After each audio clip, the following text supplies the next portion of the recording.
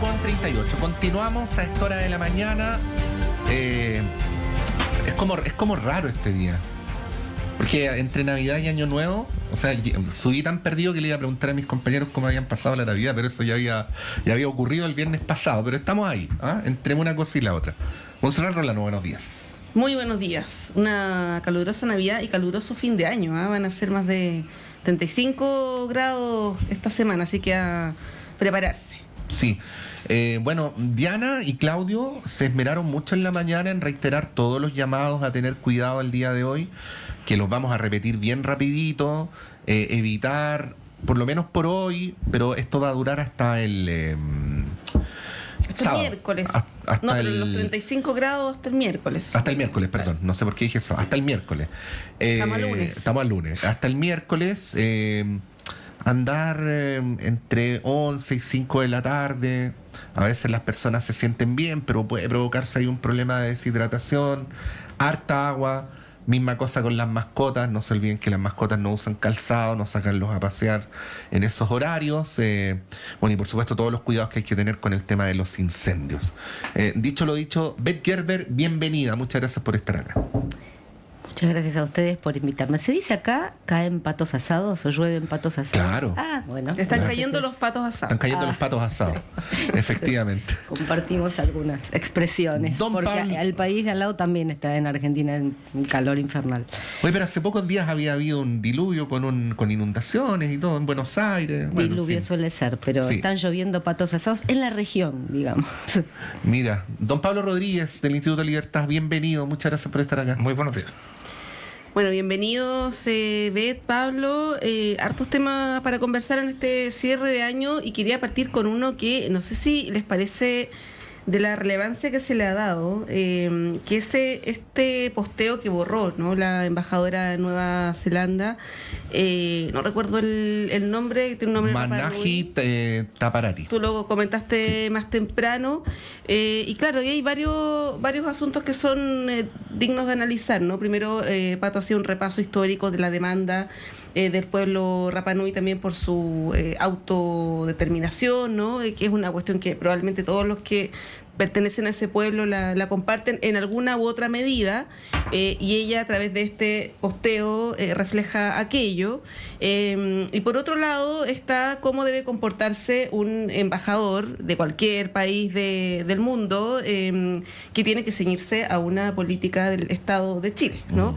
Y que evidentemente eso, el posteo de esta embajadora va en contra de la política del Estado, ella lo borra, pero la pregunta ahí es, primero, cómo se deben alinear también los embajadores con la política de Estado. Tú decías, Pato, ojalá que esto lo veamos también en el gobierno entrante, ¿no?, que esto ocurra, porque hay de repente algunas miradas disonantes sobre la política exterior en algunos partidarios de José Antonio Kast. Sí, hay una aprehensión que algunos podrán considerar justificada o no respecto a lo que podría ocurrir en el próximo gobierno. Y yo lo escribí además porque más temprano en la mañana, Monse, en otra radio dio una entrevista al diputado Agustín Romero, donde dijo que los cargos diplomáticos no eran para dar opiniones personales. Que es una afirmación con la que deduzco que a priori estaríamos todos de acuerdo. Claro. Sí. Bueno, está eso, sí. Y la pregunta, que quizás va a lo más coyuntural, si es que se le debiera exigir la renuncia o no a la embajadora. Hay quienes dicen que no es necesario, que ya el tema quedó resuelto con el llamado de atención de Cancillería, pero hay otros que plantean que esta falta es grave, por lo tanto ella debiera dar un paso al costado. Pero, ¿cómo lo ves? Primero, de acuerdo con que, por supuesto, que ser representante de un país no es el espacio ni el cargo para dar opiniones personales. Hay una diferencia ahí, de todas maneras, entre los embajadores de carrera y los embajadores políticos bastante denostados, ¿no? En general, lo que yo no estoy de acuerdo. Por supuesto, es respetable la carrera diplomática, pero me parece que, más allá de este caso, hay en general una mirada como, más desde el mundo diplomático, de ninguna de crítica al embajador o a los embajadores, embajadoras políticos que cumplen una función, y tiene que ver con que a menudo es sumamente importante establecer relaciones políticas también para todos los tipos de acuerdos que deban hacerse con los países relevantes. Todos son relevantes, pero por supuesto que algunos países tienen más peso que otro por un montón de relaciones, por cuestiones geopolíticas, por muchas cuestiones. Por ejemplo, a ver, y desde mi lugar lo digo, Chile-Argentina siempre tienen embajadores, o casi siempre embajadores políticos, y es lógico que así sea. Ahora, esto de la renuncia, no renuncia, digo, ya llegar a algo así como exigir la renuncia, me parece también una injerencia en los asuntos de otro país, en este caso, a la inversa. Me parece que es excesivo respecto de medidas que debe tomar el gobierno neozelandés, no el gobierno de Chile, en exigir algo así. No me parece. ¿Pablo? Sí, yo no estoy tan de acuerdo. Yo creo que primero la embajadora es una funcionaria de carrera. No una embajadora política, en términos estrictos. O sea, ella sale, de hecho fue la encargada de protocolo durante el gobierno el inicio del gobierno del presidente Boric. Es una figura que viene desde la Cancillería. O sea, y por tanto, debiera manejar los códigos adecuados para expresarse, sobre todo en materias más delicadas.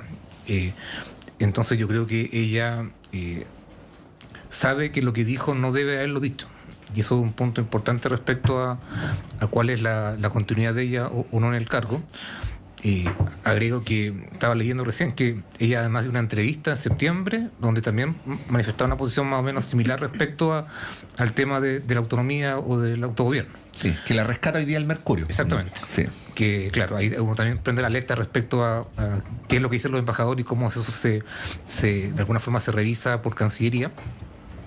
Pero creo que es un tema no menor y que claro, uno podrá pedir o no la renuncia y alguien tendrá que decidir o no eso, pero creo que una embajadora de carrera con conocimiento en temas de este ámbito no debiera justamente hablar de cosas que son sensibles, y más ella por su mismo origen sabe que ese tipo de declaraciones van a tener alguna repercusión. Y yo creo que ahí hay un error importante por parte de ella que no debiera repetirse. Sí, ahora no quiero mezclar peras con manzanas, pero ya que llegamos a un consenso que la política exterior no depende necesariamente de un gobierno, sino que es una política de Estado, ¿qué pasa con definiciones, por ejemplo, que ha tenido el presidente electo sobre manifestarse partidario de una invasión de Estados Unidos a Venezuela? Que eso contraviene nuestra política exterior. Yo mencionaba la semana pasada la posición que ha marcado Benjamín Salas Cantor, que fue asesor del presidente Piñera, que él se manifestaba muy contrario a esta definición. ¿Qué ocurre con eso, no? Porque si llegamos al acuerdo de que la política exterior es una política de Estado, independiente de que los presidentes tienen cierto margen, ¿no?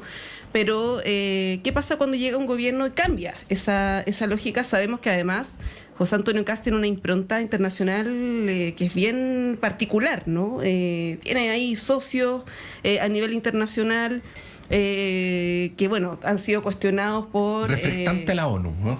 Exacto, sí, por decirlo de alguna manera. ¿Cómo ves el escenario internacional? No vamos a volver al episodio de la motosierra, ¿no? Pero también tiene que ver con eso.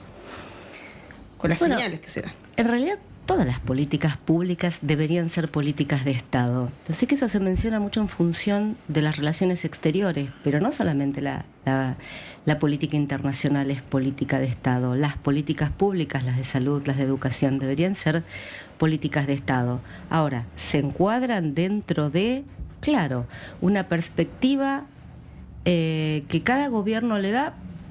Es legítimo también porque han sido elegidos para que esa impronta, esa perspectiva juegue un papel. ¿Cuál es el límite para esto?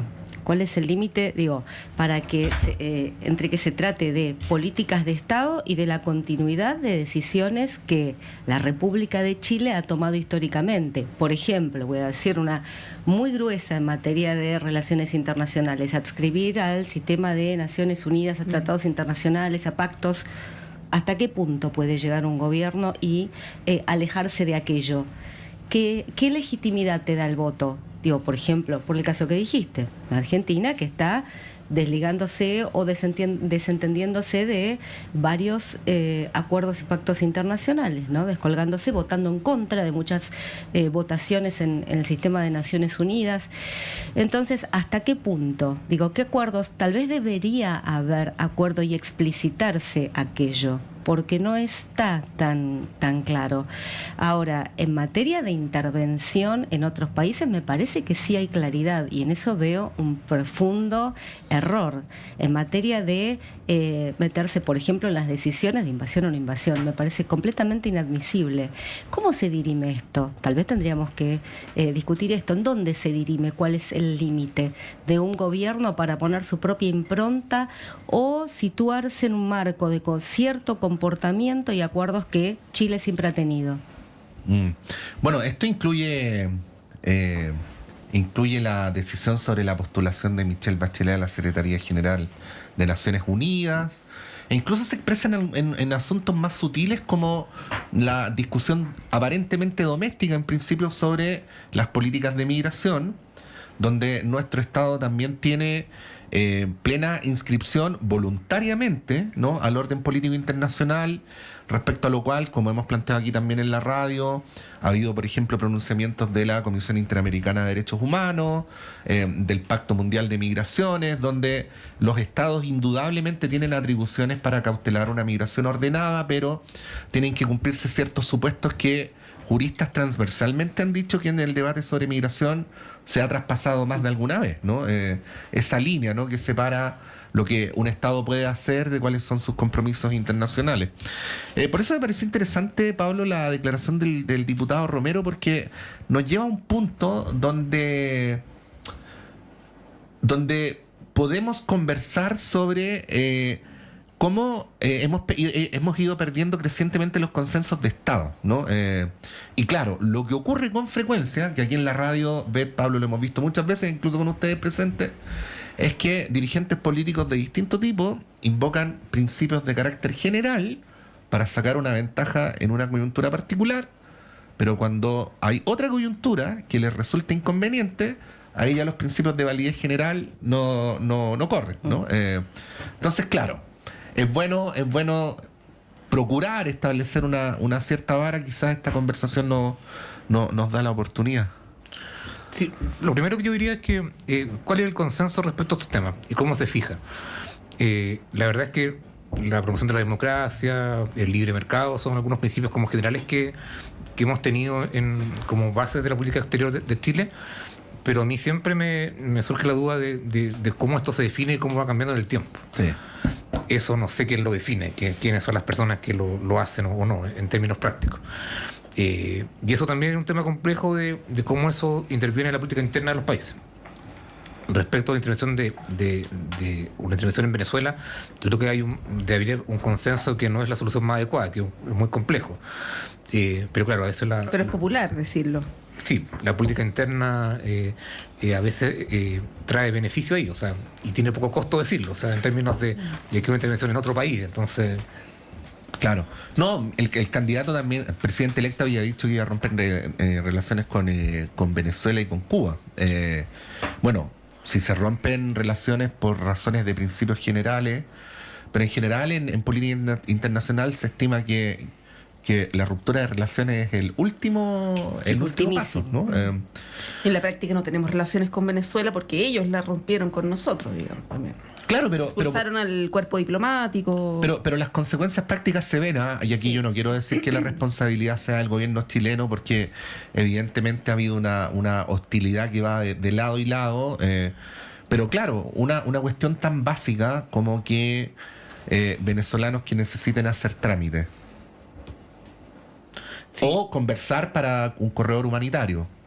Son cosas que no se pueden hacer, no se pueden hacer cuando no hay relaciones, po. Y además hay un poco como de fantasía, como de película, que va a intervenir Estados Unidos, Maduro va a caer y va a cambiar todo en Venezuela, y eso no de un día para otro, sí, no ocurre en ninguna parte. Entonces esa inestabilidad que podría surgir también va a significar que también más gente se vaya de Venezuela. O sea, si hay una guerra civil o un enfrentamiento que involucre a los venezolanos entre ellos mismos, va a significar que más gente va a salir de Venezuela, y no veo por ningún lado que la gente quiera volver a un país que puede estar en vísperas de un conflicto armado. Entonces hay mucho de una mirada a veces simplista en estos temas, pero sí quiero reafirmar que lo que significan los consensos de política exterior hay que darle una vuelta más, hay que definirlo, hay que pensarlos, porque creo que es eso. Tiene mucho lo que fue el Chile de los 90, los 2000, pero creo que hay poca utilización respecto a cómo enfrentar justamente los fenómenos más nuevos. Sí, Beth. Me parece interesante lo que planteas respecto de si la situación es peor en Venezuela, y esto es lo que no se ve, y están solo tratando, creo, desde algunas irresponsabilidades gubernamentales en distintos países, sobre todo en Estados Unidos, que les vaya lo peor posible. No se ve las consecuencias para el resto. Por supuesto que perjudica, porque van a querer salir, evidente, por razones de necesidad, porque no pueden sobrevivir. Entonces, esto me parece que nos pone frente a dos cosas. Las políticas migratorias ya no pueden ser más decisiones solamente domésticas. Bueno, por la naturaleza misma del hecho, no pueden ser domésticas, no pueden ser tomadas solamente a nivel nacional, porque justamente Venezuela nos da un ejemplo. Es imposible que solamente un país en América Latina resuelva su problema de migración si desde Chile ya vemos que hay un problema de corredor, Perú tiene otro problema, Bolivia otro, Colombia, Argentina, estamos todos involucrados en esto. Las políticas, migratorias no se pueden resolver ya a nivel nacional, eso por una parte. Y por otra parte, esto también nos llama la atención, tiene que advertir sobre la falta de seriedad de la utilización, la explotación de Venezuela, no solamente de Chile, en Argentina también. Las campañas se hicieron como Chilezuela, Argenzuela, ya van varios años de esto. La falta de seriedad de explotar la situación tan grave, tan acuciante que vive un país para hacer campaña, ¿no? Uh-huh. Porque, esto de Cuba y de Venezuela y llegar a decir que se expulsan 330.000, que no, que sí, que se rompen relaciones, importando cero lo que le ocurre a las personas en situaciones de necesidad extrema, me parece aberrante. Y esto, estamos viviendo las consecuencias de la explotación. Ya van muchos años de explotar la situación de Venezuela para hacer campaña y para instalar discursos de odio, para instalar políticas autoritarias, etcétera. Y esto es, creo, lo que nos tiene que llamar la atención. Y ahí sí también viene esta diferencia entre políticas de Estado o no y cómo moverse en materia de política exterior, que no. Por otra parte, quiero hacer una aclaración. De ninguna manera yo quería decir que los embajadores políticos pueden ser menos responsables o se pueden dar gustitos. Tanto los embajadores políticos como los de carrera tienen que tener los mismos estándares y las mismas normas de comportamiento. No, en absoluto creo que los fuertes de uno, los puntos fuertes de uno y otro son distintos, pero no las normas de comportamiento. No es que los políticos se pueden dar más gustos que los otros, eso de ninguna manera.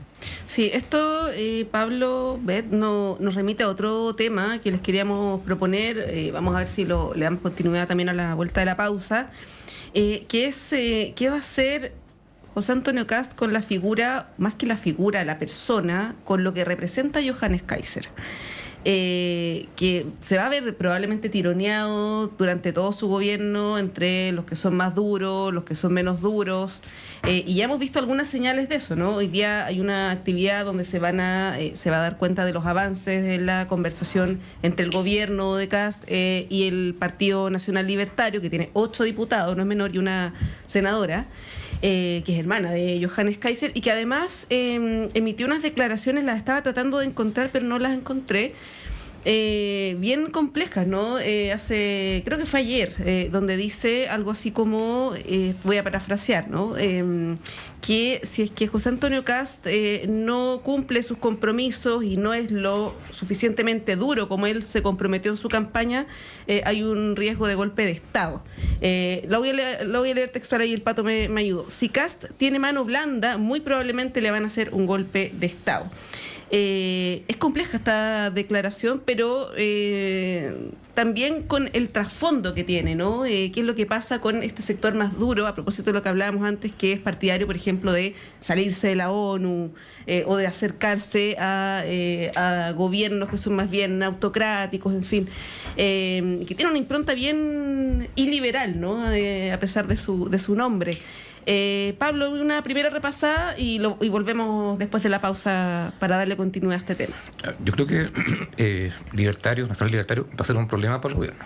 O sea, va a ser un problema durante su gestión, van a estar tironeando permanentemente a lo que significa CAS y va a ser muy, muy compleja la relación ahí, pensando que lo otro día lo conversamos, pero pareciera que Chile Vamos va a entrar muy fácil al gobierno, o sea, y está entrando ya. Y eso obviamente va a significar un roce importante con gente nacional libertario. Yo no veo que haya posibilidad de una gran alianza, eso yo creo que está completamente descartado. Y hay una sensación, yo creo, en ellos de que CAS no está yendo la línea que ellos quisieran. No ha empezado obviamente el gobierno, pero creo que ya hay bastantes luces respecto a que hay mucha incomodidad en los sectores más de derecha radical respecto a, sobre todo, cómo CAS se está relacionando con Chile Vamos. Y eso es un problema importante con un gobierno que no ha comenzado. Porque además Chile Vamos perdió la elección.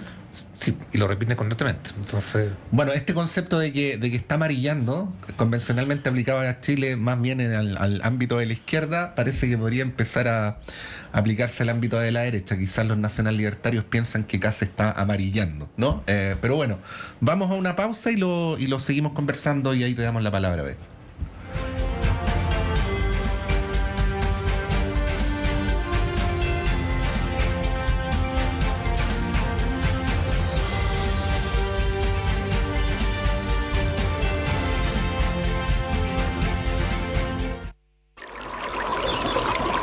Aguas Trayén o Cascada en Mapudungun es la mejor agua purificada con tecnología de última generación. Para más información, visite su página web www.aguastrayen.com.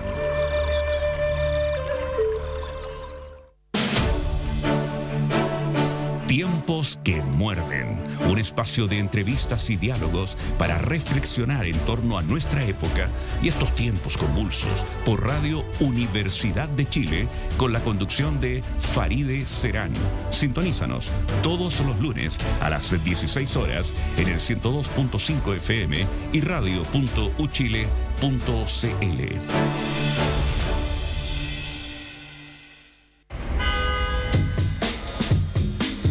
Bienvenidos a la urbe sonora de Radio Universidad de Chile. Soy la periodista Catalina Araya y les quiero invitar a un espacio único para explorar las propuestas culturales de nuestra ciudad. En Radiópolis conectaremos con los creadores y sus fascinantes obras. Acompáñanos todos los martes a las 17 horas en el 102.5 FM y en radio.uchile.cl. Únete a este viaje por la riqueza cultural que nos rodea y descubre lo que nuestra comunidad tiene para ofrecer. Y no olvides seguirnos en nuestras redes sociales para estar al tanto de todas nuestras novedades.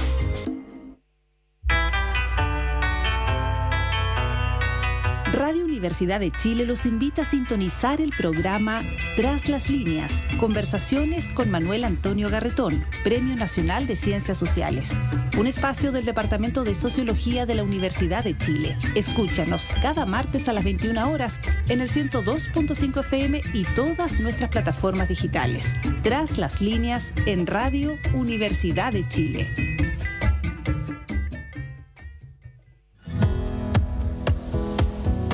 ¿Pensabas que la sexualidad era solo cosa de jóvenes? Las Vueltas de la Vida, un programa que desafía los estereotipos y nos invita a explorar la sexualidad en las personas mayores. Hola amigos y amigas, soy Johnny Acevedo Ayala, profesor asociado de la Facultad de Medicina de la Universidad de Chile, y les invito a escuchar cada martes a las 11 de la mañana Las Vueltas de la Vida, sexualidad de las personas mayores. Prepárate para una mirada sincera y reveladora sobre un tema que nos concierne a todos y todas. La Voz de Enfermería, un programa que está destinado a dar a conocer la importante labor de las enfermeras en Chile. Somos los profesionales de enfermería de Clínica Indisa. Nuestro compromiso es tu salud. Día a día, cuidamos de ti desde la prevención hasta la recuperación. Formamos parte del Sindicato de Enfermería, defendiendo tus derechos como trabajador y garantizando tu bienestar. Edúcate y crece con nosotros, porque tu salud es nuestra prioridad. Todos los lunes, desde las 17 horas, en el 102.5 FM y radio.uchile.cl.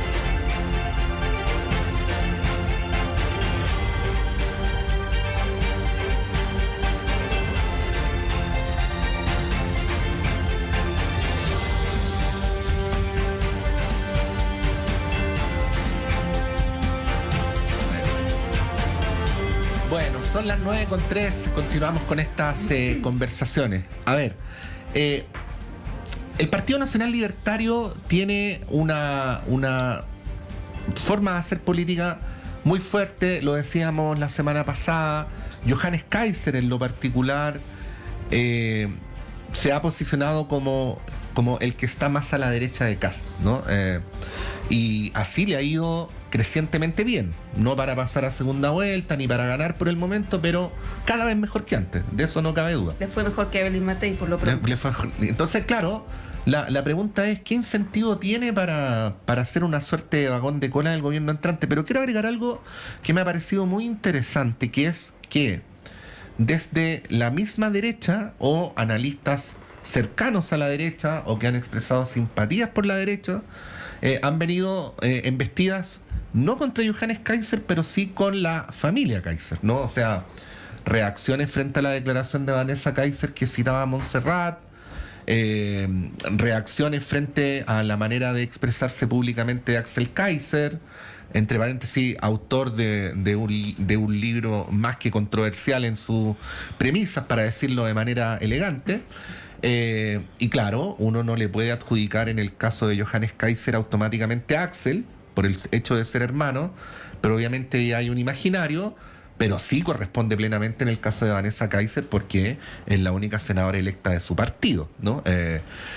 Bueno, ese es el cuadro, y el cuadro en el cual, por el otro lado, el gobierno entrante tiene que decidir qué hace. O sea, quiero decir al fin y al cabo que los Kaiser son, basta leer la prensa del fin de semana y ahí te doy la palabra, Beth, una figura no solamente incómoda para el progresismo de las izquierdas, sino explícitamente para la derecha más cercana a Chile Vamos, ¿no? Ahí están, bueno, lean los diarios del fin de semana pasado. Más que una piedra en el zapato. A mí me parece que es insostenible una entrada de gobierno de Kaiser, para Kaiser y para Kast. Es insostenible para los dos. Para Kast porque va a ser permanentemente una piedra en el zapato, y porque además un endurecimiento de sus posiciones solo obstaculizará su gobierno y endurecerá también a la oposición, ¿no? Esto lo dijo Manuel Antonio Garretón en los últimos días y me pareció muy brillante. La oposición también tiene que ver con comportamientos y actitudes y posiciones del gobierno. Entonces solo lo va a perjudicar en una oposición también más dura en general, no solamente partidaria, sino social y política. Y para Kaiser es insostenible porque su identidad política y su fortaleza tiene que ver con colocarse en la extrema derecha, como lo han señalado, y con diferenciarse de lo que considera amarilleos y moderaciones. Ahora, esto también nos habla de qué pasa con el cordón sanitario, ¿no? De que nunca funciona, no está operando ni en Chile ni en el mundo, no está funcionando. Digo, a la hora de definir quién entra a una coalición o no, quién apoya, qué apoyos se aceptan y qué no, y bueno, entren todos. Y también entró Kaiser con su importante caudal electoral, y ahora es una piedra en el zapato, porque claramente es muy problemático que alguien así entre al gabinete. Y para Kaiser, ¿por qué tampoco es negocio? Porque estar cuidándose o estar tratando de consensuar para integrarse en un gabinete como corresponde integrarse en un gabinete desde el diálogo, no se corresponde con su figura y sus propuestas y va a ser entendido como una traición, evidente, por quienes lo votaron. Entonces se desdibuja. Entonces una entrada del gobierno yo creo que no le rinde políticamente. No olvidemos que tiene una bancada importante y es por ahí por donde puede seguir fortaleciéndose en algo minoritario que de todas maneras juega un papel importante. Sí, bueno, le pasó a propósito de Argentina también al partido, al PRO, ¿no? De Macri, que también son fuerzas que se terminan desdibujando en gobierno, como en el caso de Milei. Pablo, bueno, hay un acuerdo, yo creo, acá de que no es conveniente, también lo deslizaba de alguna manera, no lo dijo explícitamente Pablo Ortúzar en la entrevista anterior. No es conveniente para Johannes Kaiser y tampoco para Kast que haya una alianza. ¿Tú ves que hay alguna alternativa como una colaboración crítica, que fue lo que hizo en su momento el Frente Amplio con el segundo gobierno de Michelle Bachelet? ¿O tú crees que van a entrar a ser oposición? Hay varias alternativas, varios matices entre ser o no parte del gobierno, ¿no? ¿Cómo ves eso? ¿Y cómo ves también el rol de Chile Vamos? A propósito del ejemplo que ponía de Macri, que es una coalición que inmediatamente se puso a disposición del gobierno de José Antonio Kast, pero sin hacer tampoco un proceso de reflexión, de autocrítica, de definir cuál es su proyecto político, en qué se diferencia del Partido Republicano, porque nosotros, y acá en este mismo espacio que tenemos hartos panelistas de Chile Vamos, nos decían, somos proyectos políticos distintos. Tenemos que nosotros abocarnos a nuestro proyecto antes de que se supiera el resultado de la elección, pero ahora pareciera que todas esas definiciones quedaron postergadas para el 2030, ¿no? ¿Cómo ves eso también en las derechas, no solamente en el Partido Social Nacional Libertario? Lo que yo veo es que hay un tema importante respecto justamente a estos proyectos políticos que yo creo que son distintos. Hay diferencia importante entre lo que es Chile Vamos y lo que es las derechas más radicales, pero eso ha quedado de forma secundaria, porque ganar una elección presidencial significa también que tus partidos, tus militantes entran al gobierno. Yo creo que hay no sé si un quiebre, pero hay un desfase importante entre las bases de los partidos y los dirigentes. Probablemente los dirigentes de Chile Vamos, de Reino de la UDI, ven que hay ciertos matices o diferencias respecto a republicanos y libertarios que son mucho más claras, pero para el militante promedio, común, no llamarlo, no desmerecerlo, pero el militante de un partido político se siente con muchas ganas de participar de un gobierno de casa. Y eso también es una realidad con la cual tienen que vivir los presidentes o quienes dirigen los partidos de Reino de la UDI. O sea, los militantes se sienten cómodos probablemente con un gobierno de derecha, más allá si es centro derecha, nueva derecha, lo que sea. Entonces también hay una tensión importante ahí respecto a cómo esos militantes también presionan para que esos partidos tomen posiciones de gobierno o no. Y eso creo que también es un elemento que es importante analizarlo, porque creo que los dirigentes, claro, tienen una formación distinta, tienen una preparación distinta para algunos temas, pero creo que el militante promedio de los partidos se siente cómodo con una agenda de casa, una agenda de seguridad, una agenda en crecimiento, y eso es un problema a la hora de tomar decisiones de restarse, porque veo poco espacio para que un dirigente pueda decir, nosotros vamos a estar de alguna forma al margen, frente a militantes que sí están dispuestos a ser parte de un gobierno, y eso también es una cosa importante de analizar. Sí, es interesante, disculpa Pato, muy cortito, el rol que puede tomar la UDI, que está en una posición como de jamón del sándwich, y lo hemos visto las últimas semanas, solamente con lo de las declaraciones de Guillermo Ramírez respecto de Bachelet, que dijo, no soy partidario de que el presidente Kast la apoye para Naciones Unidas.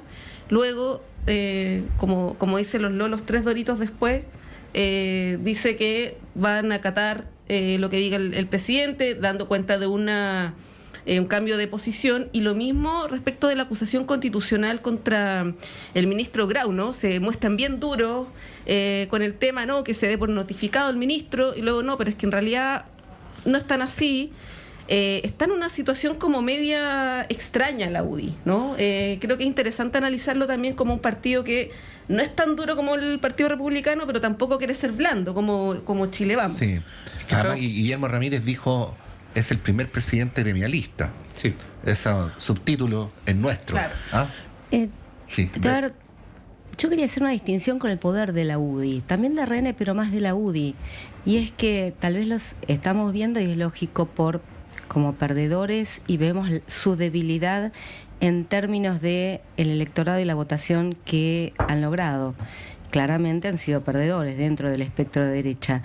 Sin embargo, el poder político y el poder político económico no se mide solo en términos, lamentablemente, porque esto respondería a las reglas de la democracia más estrictamente.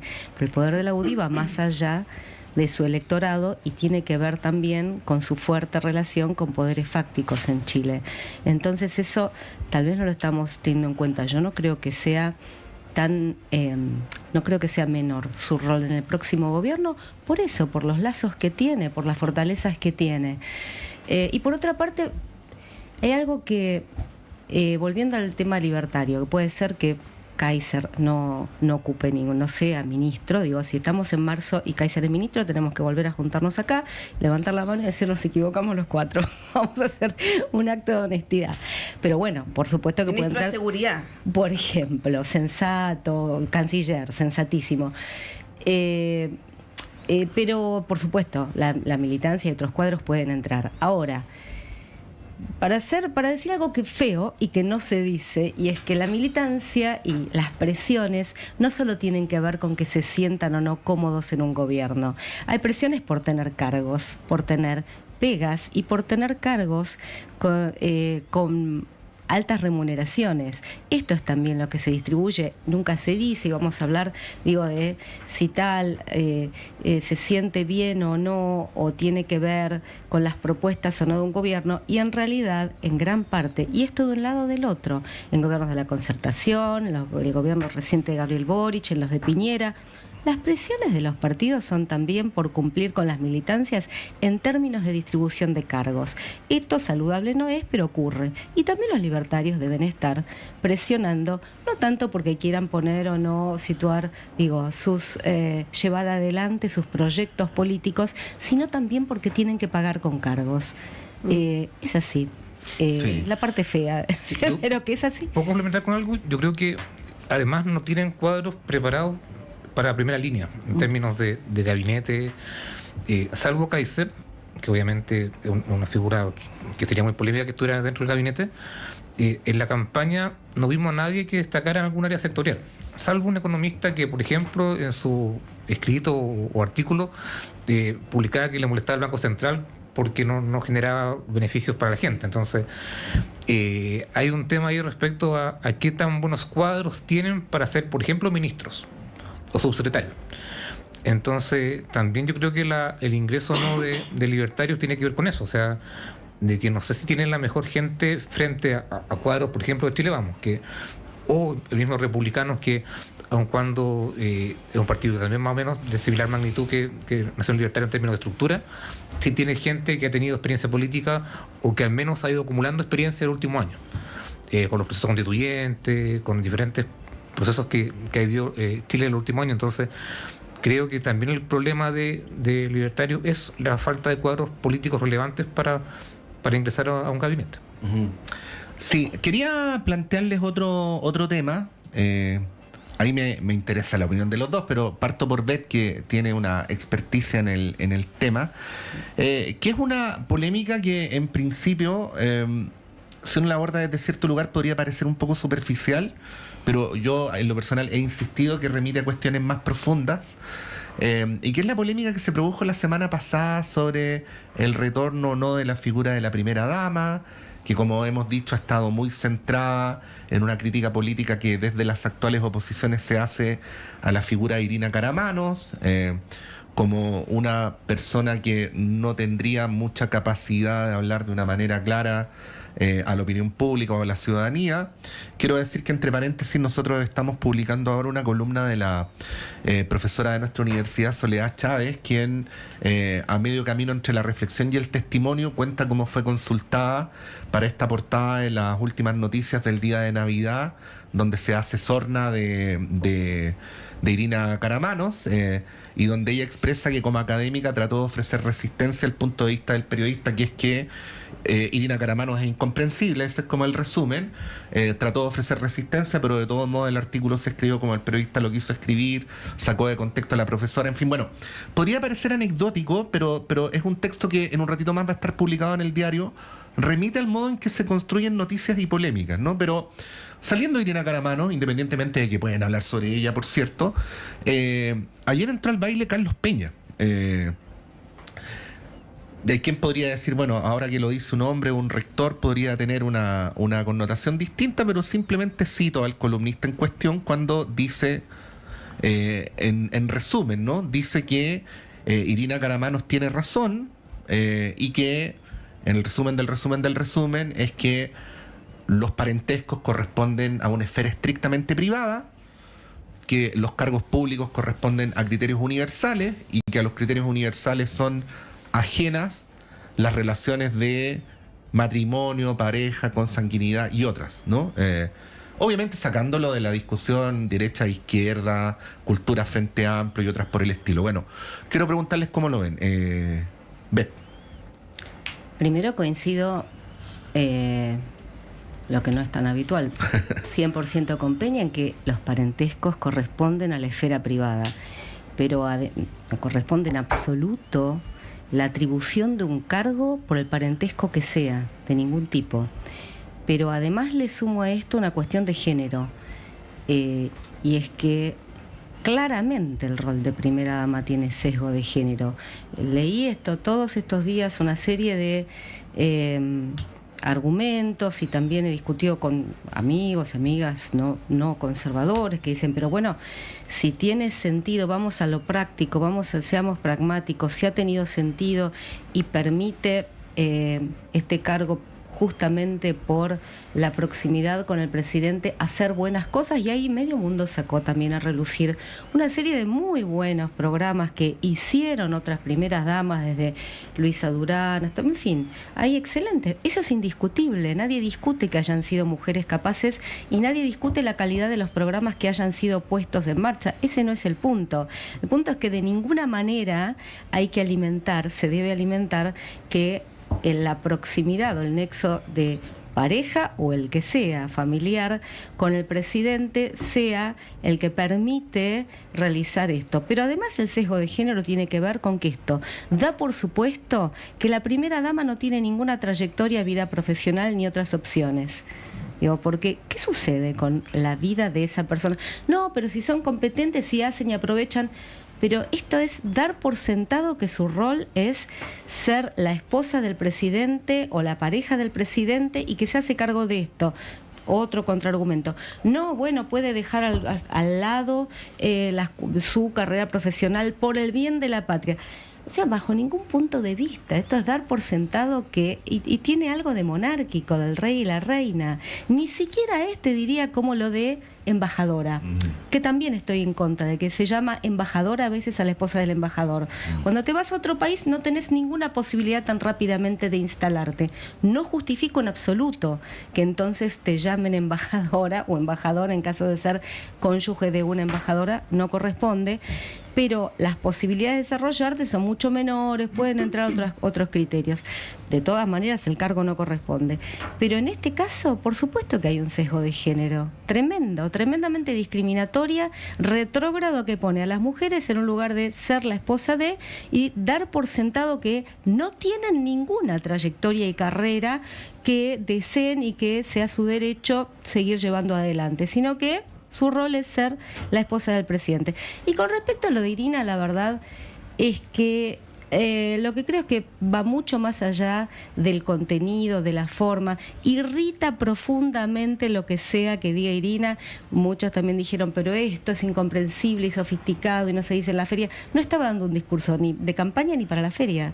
Está opinando sobre un tema, el que estuvo a cargo y el que tiene sus competencias, pero no importa, en realidad yo creo que genera una molestia, una irritación, una hostilidad. El nivel de ataque que vi me parece que va mucho más allá del tema en sí y que tiene que ver con la molestia que genera alguien que se permite tener posiciones y opiniones que van contra el mainstream o que difieren del mainstream, expresarlas a su manera, y que además es mujer. La verdad que creo que es un tema de una hostilidad y sesgo y discriminación que va mucho más allá de lo que diga. Sí, Pablo, bueno, me acuerdo del caso también que es reciente, en todo caso, de Sebastián Dávalos, que siendo hijo de la presidenta asume la dirección sociocultural de la presidencia, que es una cuestión que si uno lo lleva al hecho mismo, ¿no? Sacando el tema de la primera dama, también es una cuestión que uno dice, ¿por qué el hijo, ¿no?, más allá que sea remunerado o no, tiene que tener un cargo en el Palacio de la Moneda? Y claro, si uno lo lleva a la pareja del presidente, sea hombre, sea mujer, también pareciera ser una cuestión extraña, ¿no? ¿Por qué?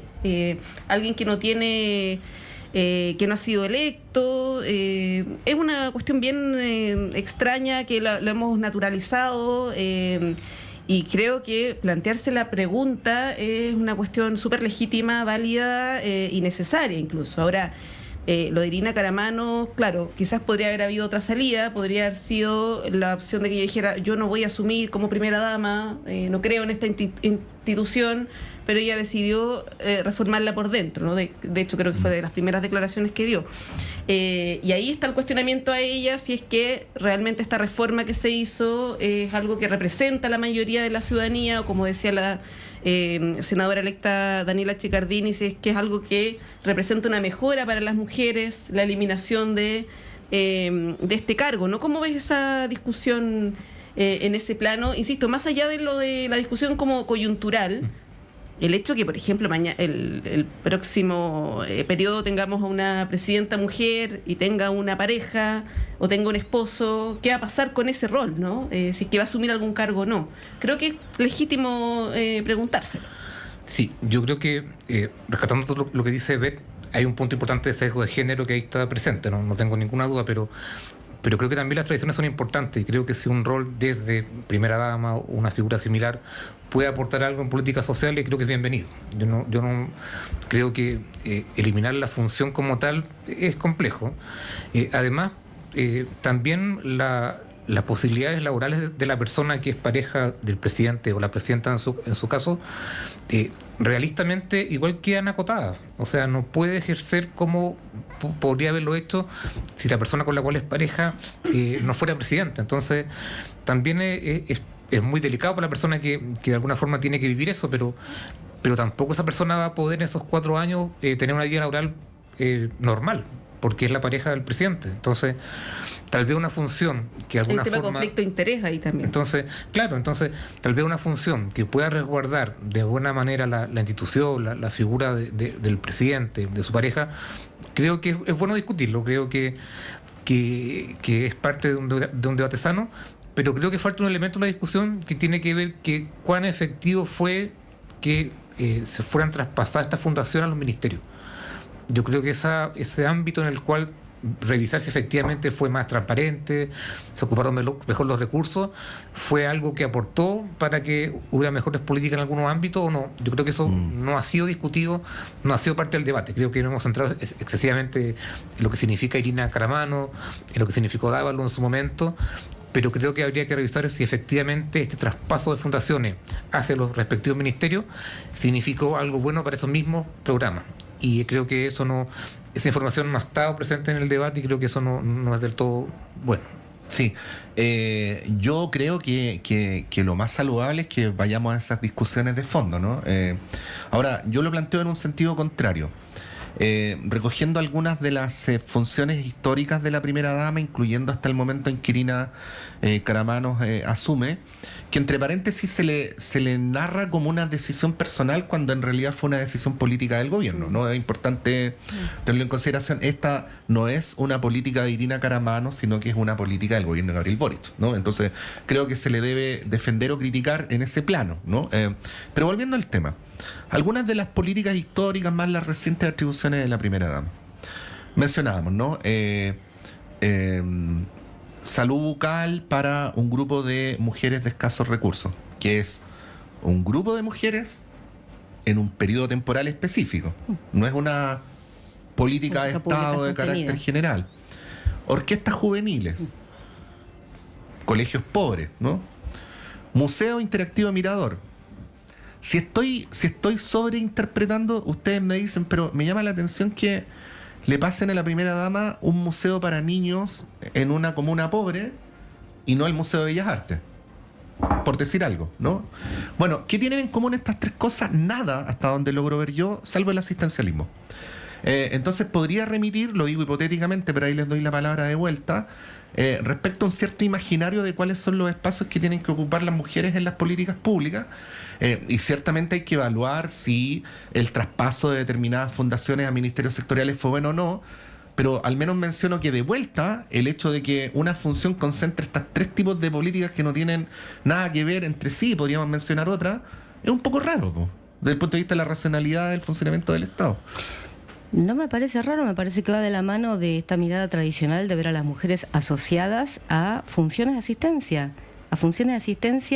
Y, digo, políticas públicas relativamente, porque son, no sé si son políticas públicas, no son, bueno, sí, acciones de gobierno, son políticas públicas, tenés razón, pero es cierto que también no son de largo plazo, no responden a una estructura dentro del organigrama del Estado, entonces son acciones de asistencialismo. Pueden ser muy buenas, pueden ayudar a personas, pero yo también estoy de acuerdo con Pablo en que hay que evaluarlas. Pero si hay que evaluarlas y si no fueron tan buenas o si hay que corregir o si hay que mejorar, no hay que mejorarlo desde la función de una primera dama, que no siempre está limitada para seguir desarrollando su profesión. Depende, claro, si tiene un cargo público, depende dónde, o es funcionaria, depende dónde, pero no siempre está limitada para seguir desarrollando su profesión. Y de todas maneras, si lo estuviera, no tiene que estar compensada desde cargos que tienen que ver con políticas. Si, por ejemplo, hay que trabajar con la salud bucal de las mujeres, esto tiene que estar situado en otro lado y enfocarse de otra manera, no como un plan de ayuda o de asistencia temporal a cargo de alguien que hace el bien. Yo de verdad me parece, es como justificar esto como, a ver, hubo un rey que tal vez tomó algunas medidas, que extremándolo, ¿no? Algunas medidas que fueron buenas, algún monarca. Yo no por eso voy a seguir apoyando la monarquía. Esto es lo mismo. Puede haber, y seguro que hubo, buenas acciones tomadas y algún esbozo de política pública bien pensado, pero siempre con este sesgo asistencialista y siempre desde este rol donde lo decisivo es el parentesco lo que te posibilita.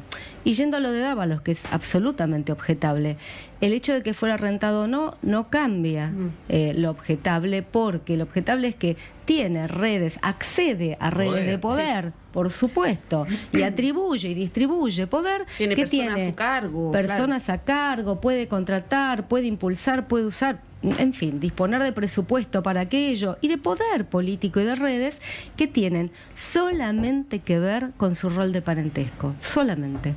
Con su lazo de parentesco. Sí.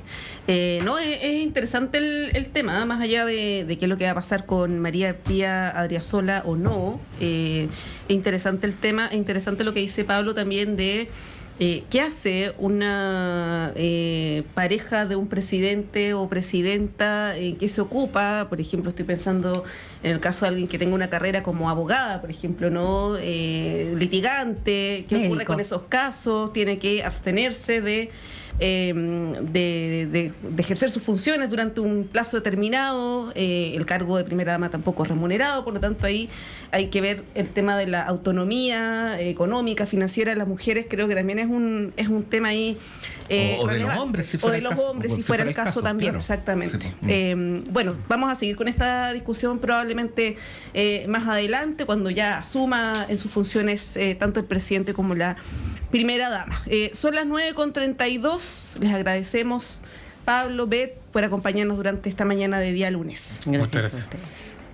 Nosotros con Patricio nos vamos a una pausa y a la vuelta está Claudio Medrano con ustedes.